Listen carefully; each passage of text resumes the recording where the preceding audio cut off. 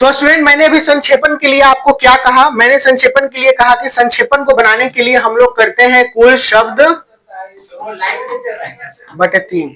अच्छा एक लाइट नहीं जल रहा है, अब देखो तो ठीक है ना।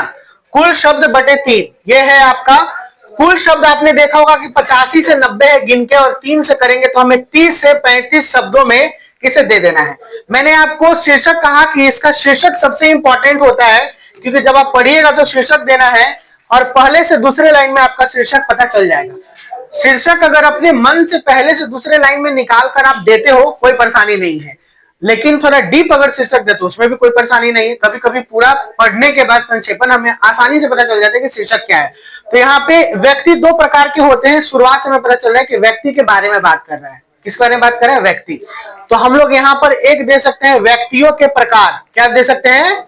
व्यक्तियों के प्रकार। ये सिंपल सा है जो सबको ही देगा, ठीक है ना। शुरुआत में ये साधारण है जो सबको ही देगा देने के बाद, क्योंकि उसका सीधा लंबा लंबा लाइन है।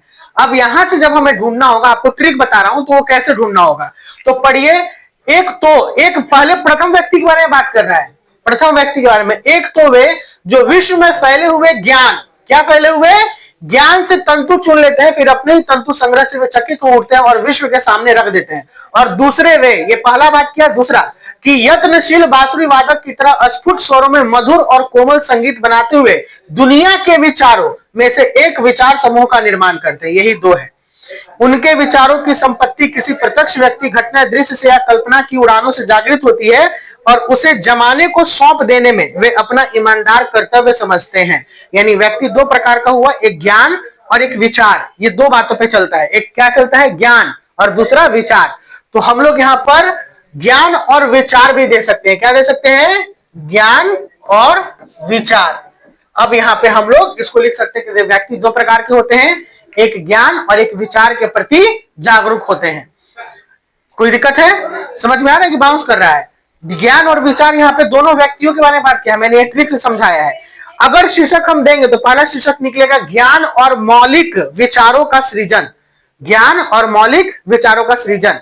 और हमें 30 शब्दों में अगर लिखना है तो मैंने अभी ऑलरेडी भेज रखा है आपको। क्या लिखिएगा कि दुनिया में दो प्रकार के विचारक हैं, पहला विचारक और दूसरा विचारक।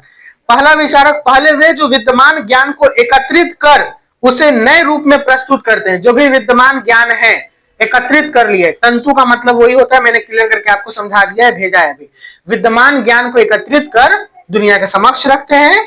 और दूसरे वे जो अपने अनुभव, कल्पना तथा अंतर्दृष्टि से मौलिक विचारों का सृजन करते हैं। मतलब अपने अनुभव से, कल्पना से, अपने मौलिक विचारों से उसको सृष्टि मतलब सृजन किए। और इस तरीके से दोनों मिलकर समाज को अर्पित करने को ही अपना कर्तव्य समझते हैं। कि अगर कोई ज्ञान भी अर्जित करता है या कोई विचार अर्जित करता है तो वो किसको सौंपेगा? समाज को ही सौंपेगा ना। यही बात है। कुल शब्द थे 85 से 90, 30 से 35 शब्द में हुआ, और कुछ कुछ वर्ड भी मैंने दिया है। तो ये है, इससे आपका एग्जामिनेशन में 4 नंबर मिल जाएगा।